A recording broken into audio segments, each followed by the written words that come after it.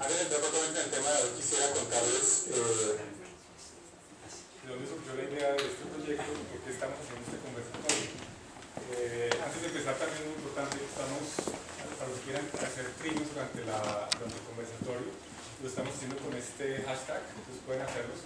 Y les agradecería también dejar sus teléfonos en mudo para no interrumpir a ninguno de los conferencistas o a algunos de ustedes que estén participando.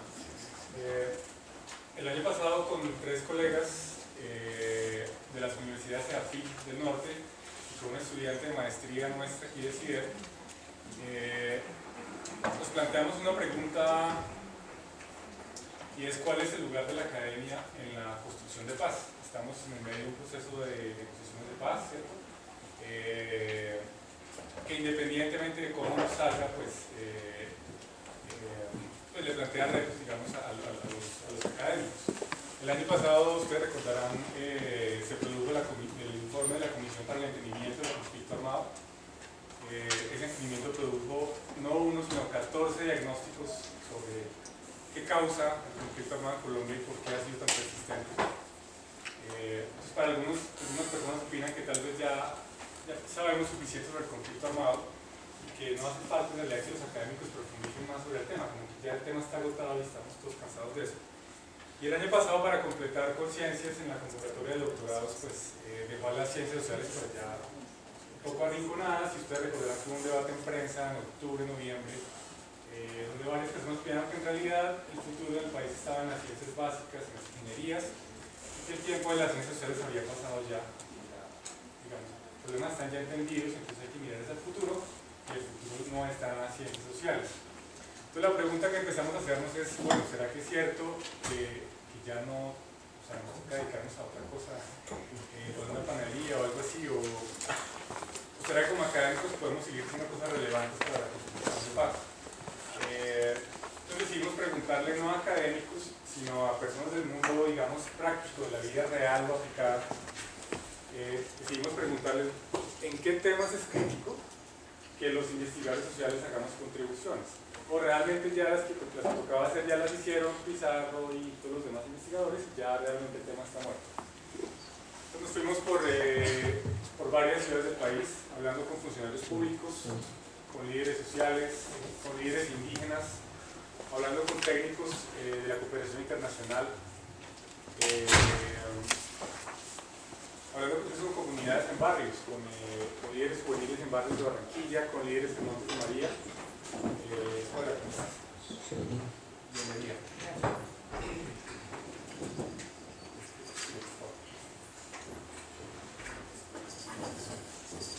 Y lo que nos encontramos es con que en realidad la tarea no está terminada, porque lo que se ha ocurrido es que las preguntas son las preguntas son diferentes, han cambiado. No son las mismas preguntas que había antes. Las preguntas que había antes, como qué causa el conflicto, siguen siendo relevantes, pero aparecen nuevas preguntas relevantes que hay que investigar. Y eso pues le abre el camino a nuevos investigadores que empiecen a explorar esas nuevas preguntas.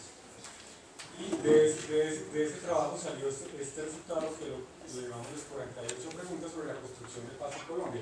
En realidad no salieron 48 preguntas de esas consultas que hicimos en todo el país, salieron 400 preguntas. Pero obviamente es una lista tan inmanejable que la sintetizamos, la volvimos 48 preguntas, que son las que ustedes ven aquí en ese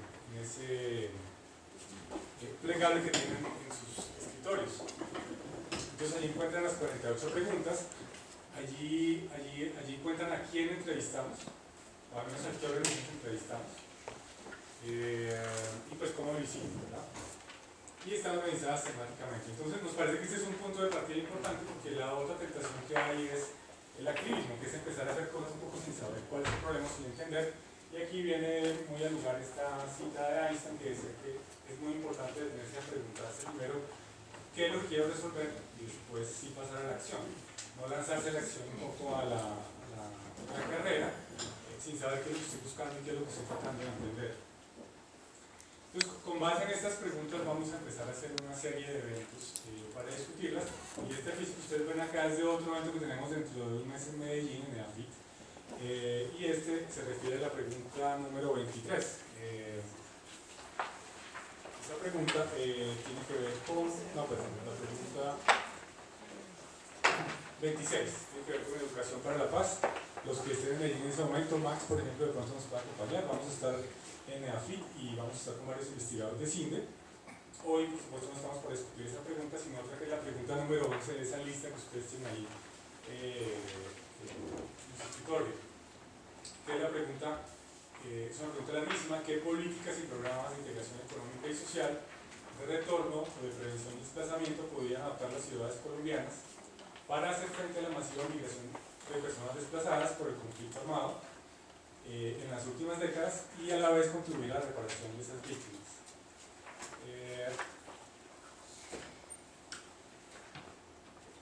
Antes de introducir a los panelistas, me parece importante digamos, contextualizar esta pregunta, y esta gráfica me parece que resume los dos retos que hay a la vez, las dos oportunidades. En esta gráfica lo que hicimos fue sencillamente poner para las 20 ciudades más grandes del país qué proporción de la población de esa ciudad son víctimas de desplazamiento forzado, y esa es la varita roja. Para el caso de Santa Marta, cerca del 40% de la población de Santa Marta corresponde a víctimas de desplazamiento forzado, una proporción bastante grande. En Bogotá el número está un poco por encima del 5%. Estas son cifras de la unidad de víctimas, es posible que estén desactualizadas, que no sean exactamente precisas, pero nos da una idea de los retos.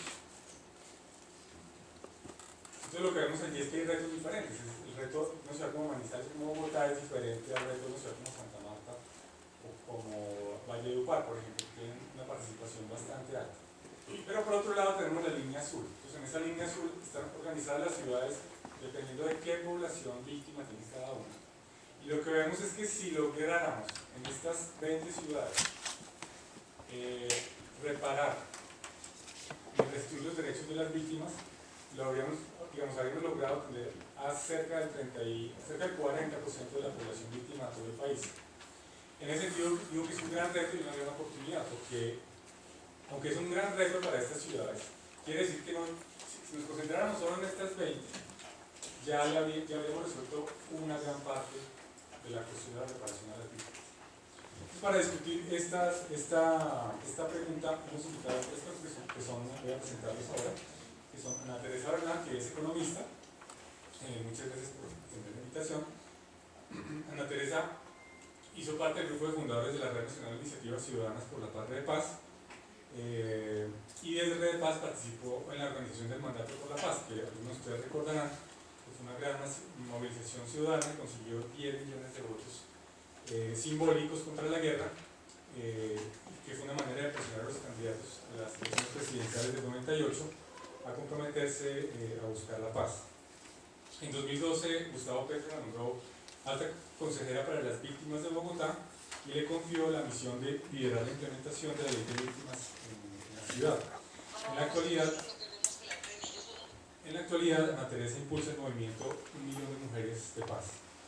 Nos acompaña también Anjarat Collado, que es licenciada en Ciencias Políticas y de la Administración de la Universidad Complutense de Madrid. Tiene una especialización en Relaciones Internacionales en la misma universidad y una maestría en Cooperación Internacional Descentralizada, Paz y Desarrollo de la Universidad Pública del País Vasco. Anjarat tiene una experiencia de más de 10 años como especialista en el estudio de la paz, la gobernabilidad democrática, el desarrollo humano y la cooperación internacional para el desarrollo. Y ha desempeñado cargos de investigación y como líder de asociaciones en la Escuela Virtual para América Latina y el Caribe del Perú. Y durante 4 años fue la jefa de cooperación al desarrollo de la Federación Colombiana de Municipios, donde lideró procesos de cooperación, construcción de paz y posconflicto y desarrollo humano a escala local. Anjarat es coautora de este librito que tengo aquí, que se llama Política Pública de Paz en los gobiernos locales colombianos, que fue producido por la Federación Colombiana de Municipios. Actualmente se desempeña como gestora de Economía y Jurídica en la Dirección de Extensión de la Universidad Javeriana. Tenemos también como invitado a Max Yuri, que es sociólogo de la Universidad de Antioquia, magíster en Ciencia Política del Instituto de Estudios Políticos de la Universidad de Antioquia, y actualmente hace un doctorado en Ciencias Humanas y Sociales en la Universidad Nacional de Colombia. Ha sido profesor de cátedra en pregrado y posgrado en la Universidad de Antioquia, en la Universidad Autónoma Latinoamericana y en EAFIT.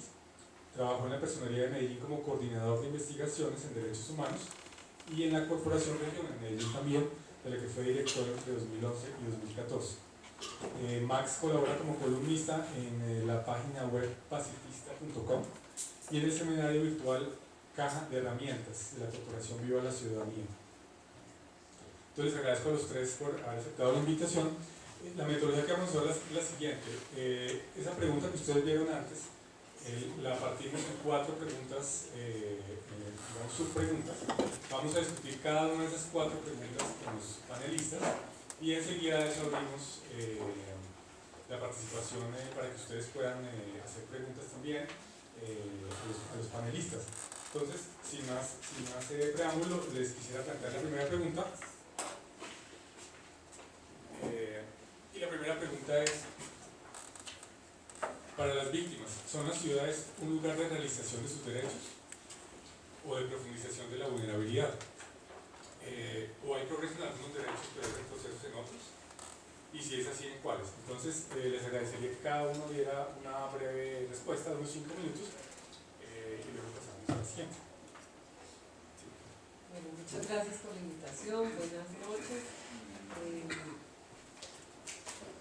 Bueno, como se trata es de responder y de tener como el tiempo para poder poner los puntos claves, yo quisiera decirles que en la experiencia vivida en la administración distrital en relación con el tema de reparación de los derechos de las víctimas, pues encontramos, bueno, la primera respuesta que quisiera dar es que depende de el ente territorial del que estemos hablando.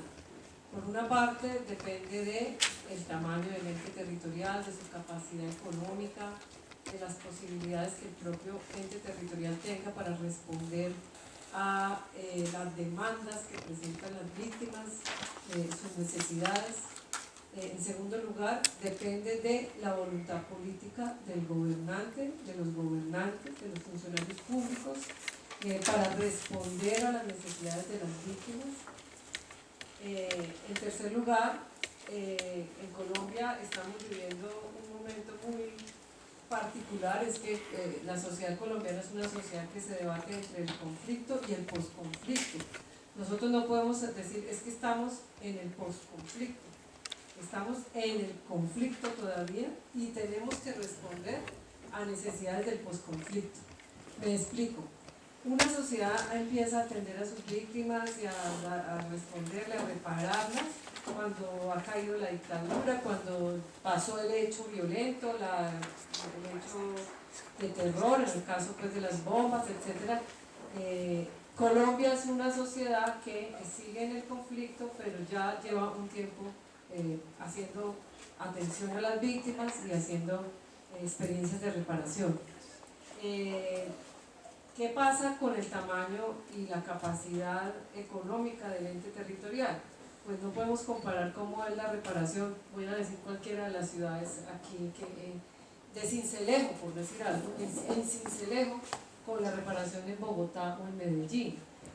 Bogotá tiene un músculo financiero y administrativo que le posibilita dar una respuesta mucho más fuerte, tener una cobertura mayor, ayudar a los planes nacionales del gobierno de la nación de una manera mucho más efectiva que lo que puede tener una ciudad pequeña, Villavicencio, etc. Puede haber una gran voluntad de los gobernantes de estas entidades territoriales, pero su capacidad económica, su músculo administrativo puede ser bastante inferior y por lo tanto una ciudad como Santa Marta con más del 40% de la población víctima, pues imaginémonos cómo puede ser la respuesta de la ciudad a la reparación a las víctimas.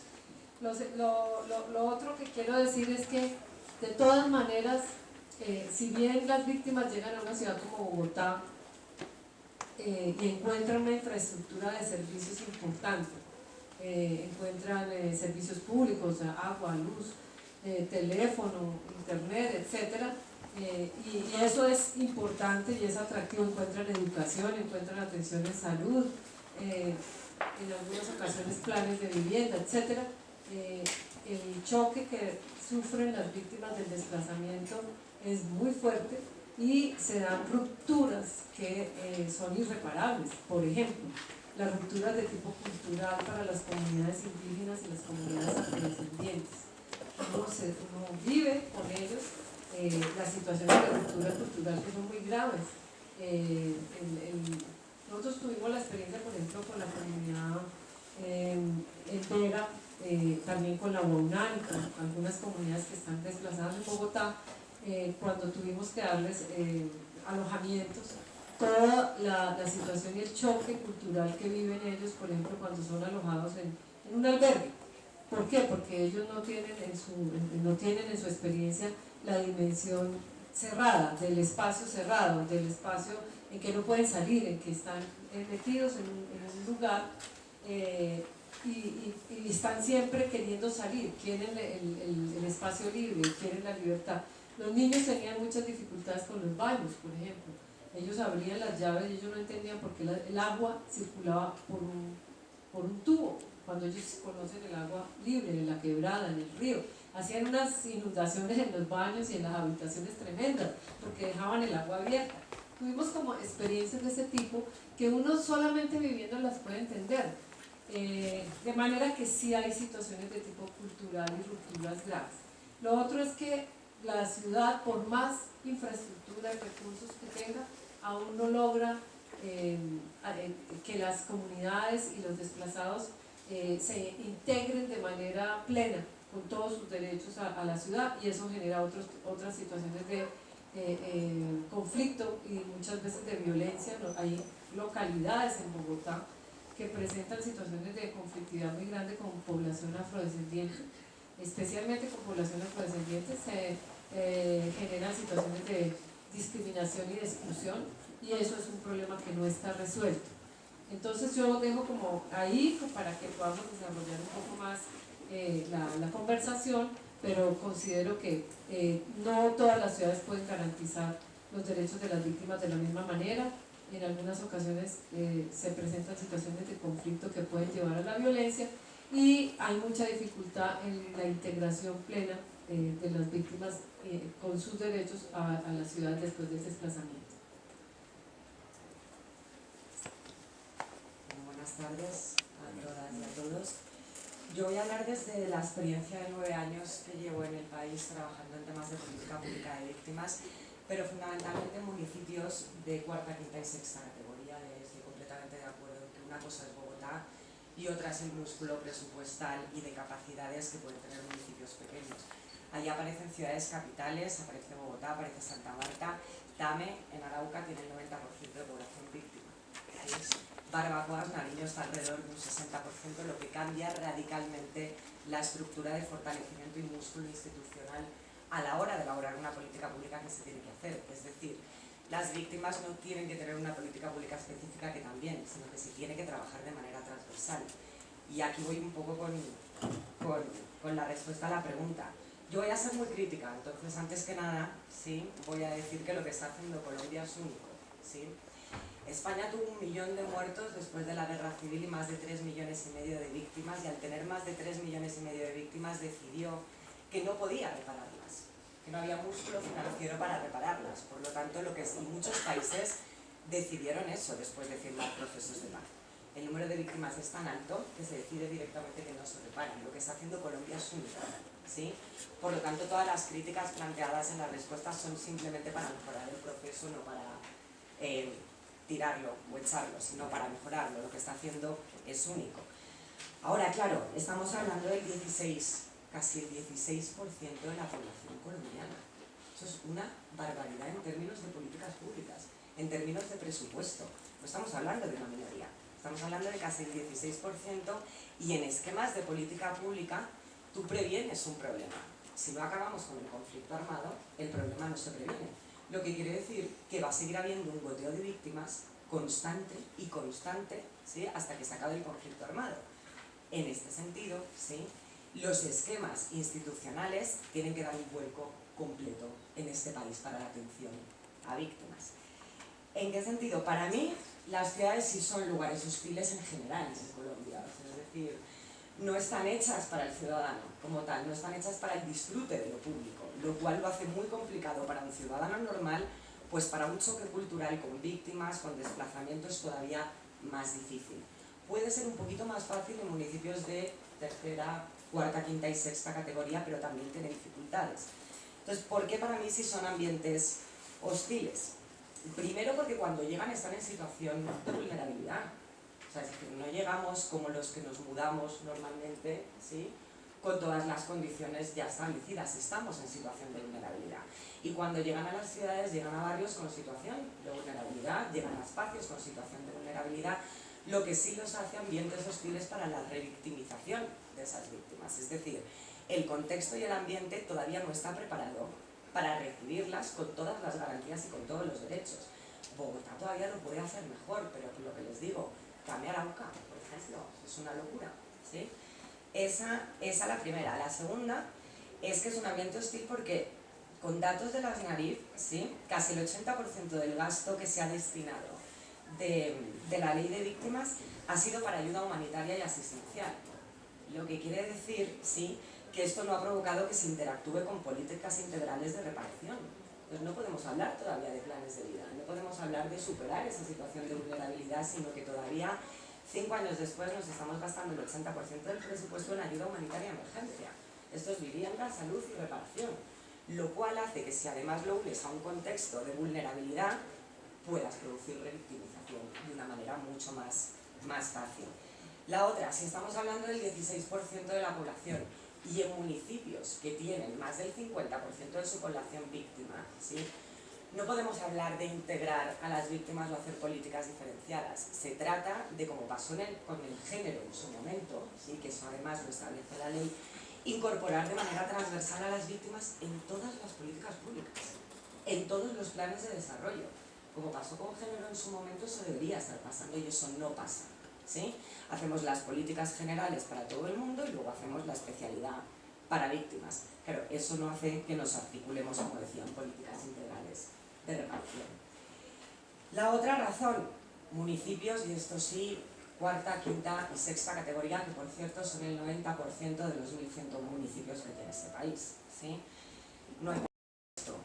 Los sistemas de corresponsabilidad no están funcionando, o sea, no hay presupuesto, los municipios no tienen presupuesto, ni para los PAD, ni para la atención de política de víctimas, o sea, es así de sencillo. Pero además de no tener presupuesto, no tienen capacidades. La ley se decidió en el centro, la ejecución 100% a los municipios, hace atención psicosocial. ¿Quién hace atención psicosocial si no sabe lo que es eso? ¿Sí? ¿Cómo se hace una política pública diferencial si no sabemos hacer políticas públicas diferenciales? O sea, cuando yo llegaba a Barbacoas Nariño a acompañarles al diseño de la política pública, teníamos que empezar desde el principio. Pues claro, transferimos la obligatoriedad de hacer las cosas, pero no transferimos capacidades. Y la otra, no hay articulación con las instituciones, sobre todo con el Banco Agrario y con el INCODER, que van un poco por aparte de todas estas políticas. Esas serían las 4 razones por las que a mí sí me parece que son ambientes hostiles. Y en cuanto a la pregunta sobre los retrocesos en derecho, sí se ha habido progresos en algunos retrocesos.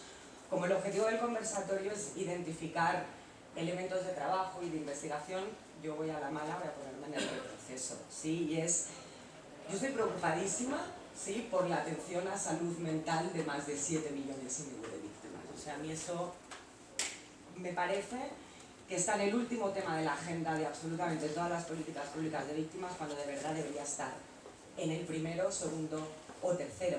La rehabilitación mental y cómo este punto tiene relación directa en cómo resolvemos los conflictos a nivel social, en lo público y al interior de las familias, desaparece de cualquier política pública. O sea, no está, o está al final del todo. Entonces a mí eso me parece un retroceso y una preocupación grande, sobre todo en estos municipios pequeños. Las ciudades grandes se han tenido mucho más avance en este sentido. Luego, las medidas de satisfacción. La ley de víctimas dice que el Estado tiene la obligación de restablecer la dignidad a las víctimas y difundir la verdad sobre lo sucedido a través de actos, reconocimiento, homenajes, difusión y disculpas, entre otros. Eso no está pasando, ¿sí? O sea, se está haciendo un pequeño homenaje en la plaza del pueblo un día, o vamos a hacer el Día de las Víctimas el sábado y empezamos con una semana, pero esas medidas de satisfacción y construcción de memoria no se están haciendo y ese es un peligro para la revictimización otra vez de estos esquemas. Y ya la otra cosa que sí me tiene preocupadísima, como la atención a salud mental, es el tipo de estigma que en 5 años se ha generado en este país hacia las víctimas. Uno llega a municipios pequeños a hacer políticas de víctimas y lo primero que se encuentra con el resto de la población que no ha estado incluida en las políticas tradicionales es: esto es asistencialista, estamos haciendo a la gente vaga, hay víctimas que mienten, pero es así, y te lo dicen así. Claro, no te lo dirán en un espacio como este, pero cuando te vas a municipios pequeños, el nivel de estigmatización de la población común, digamos, del ciudadano común, hacia las víctimas es exponencial y cada vez va creciendo más. Y eso es responsabilidad de los gobiernos locales y de las ciudades generar políticas de reconciliación y sensibilización con este tema. O sea, no se puede estigmatizar al 16% de la población de este país, ¿sí? Por asistencialista, por vaga, por mentirosa, es víctima del conflicto armado, ¿sí? Y esto es algo que puede ser muy discutible, luego me pueden atacar todos, ¿sí? Pero ha habido una construcción del conflicto armado de sacar a la sociedad civil del conflicto armado, ¿sí? El conflicto armado es entre los grupos guerrilleros, es entre las fuerzas armadas, lo hemos llevado a la periferia y por lo tanto la sociedad civil no ha estado incluida en ese tema, ¿sí? Ha sido observadora y eso, en buena manera, para mí, y esto es muy discutible, ¿sí?, explica por qué no hay un sistema de empatía del resto de la sociedad hacia las víctimas. Es que no existe, ¿sí? No se pueden imaginar cómo se trata socialmente en España a las víctimas de ETA y cuál es su participación en los asuntos públicos. Y aquí se las ha echado completamente, o sea, es decir, además encima se las está llamando vagas en espacios muy pequeños y muy concretos, sobre todo en municipios pequeños. Esto en construcción de posconflicto, construcción de paz, es extremadamente grave y hace de las ciudades lugares muy hostiles, realmente. Buenas tardes, muchas gracias al profesor Gonzalo Vargas de la Universidad de los Andes por la invitación, a los colegas de panel y a ustedes por la asistencia. Yo voy a hablar de lo que veo en Medellín, ¿cierto? No tengo pues la posibilidad de ver las experiencias de otros lugares, pero creo que en Medellín hay varios aprendizajes que nos pueden servir un poco sobre este tema. Medellín tiene hoy en día 2.500.000 habitantes, solamente Medellín, sin el área metropolitana. En el área metropolitana son 3.600.000. Registrados formalmente como víctimas hay 350.000 personas. Eso quiere decir más o menos el 12% de la población de la ciudad. Y creo que ahí hay un primer punto para destacar, y es, estamos hablando de una demanda de asistencia o de política que no es en sentido estricto una demanda para un sector poblacional. O sea, es un problema del modelo de ciudad que tiene que contar con las medidas para incorporar y para mejorar la situación de estas personas. Entonces creo que hay un primer tema que es con el enfoque, ¿cierto? El enfoque de política no es política focalizada, sino que es cómo eso atraviesa la acción institucional y se convierte en un problema público importante para dar cuenta de él. Lo segundo es, yo me quedé pensando cuando oí la pregunta, y es, evidentemente el número de víctimas de desplazamiento forzado es el mayor en el país, y en el caso de Medellín también, pero creo que es importante también entender que cuando hablamos de víctimas estamos hablando también de víctimas producidas en las ciudades. Por ejemplo, en el caso de Medellín ha vivido una dinámica de violencia asociada al conflicto armado que ha dejado una gran cantidad de víctimas. Muchas de ellas se han desplazado internamente en la misma ciudad. Un caso en la Comuna 13 generó una sentencia de la Corte Constitucional que estableció que el desplazamiento forzado intraurbano en el 2002 era una forma de desplazamiento, porque los funcionarios públicos de la Red de Solidaridad Social en ese entonces, en una interpretación exegética de la ley, decían: no, para que sean desplazados tienen que cambiar de municipio. Y como los desplazados de la Comuna 13 se habían ido unas casas más abajo, unas cuadras más abajo, decían: no, ustedes no son desplazados, ustedes tuvieron un trasteo. Pero eso no se puede entender que es un desplazamiento. Hubo una tutela de la Defensoría del Pueblo de Antioquia que terminó con el reconocimiento de eso, pero hay otro conjunto de víctimas, por ejemplo, de desaparición forzada. ¿Sí? Medellín ha vivido, y creo que eso es común a otras ciudades del país, pues estoy pensando en Cúcuta, en Bogotá, en Sincelejo, en Montería, por ejemplo, acciones de violencia contra sectores específicos de la población, por ejemplo, liderazgo intelectual, por ejemplo, integrantes de partidos políticos de izquierda, líderes sociales. O sea, la Universidad de Antioquia, 1987, en 2 meses, entre julio y agosto de 1987, asesinaron 17 personas. El más conocido es Héctor Abad, pero Héctor Abad estaba con otro médico sindicalista que es Leonardo Betancourt. Habían estado en el velorio del dirigente de la Asociación de Institutores de Antioquia, DIDA, habían venido de un velorio de un médico antioqueño diputado a la Asamblea de la Unión Patriótica. En 2 meses mataron 17 personas. Eso es una forma de victimización que también hay que atenderla, ¿cierto? Entonces creo que es importante que cuando pensamos en las víctimas, pensemos en que no solamente son los desplazados que vienen, son las víctimas que se generan al interior de la misma ciudad, la violencia sexual, el reclutamiento de niños y de niñas, la extorsión, un conjunto de modalidades de victimización.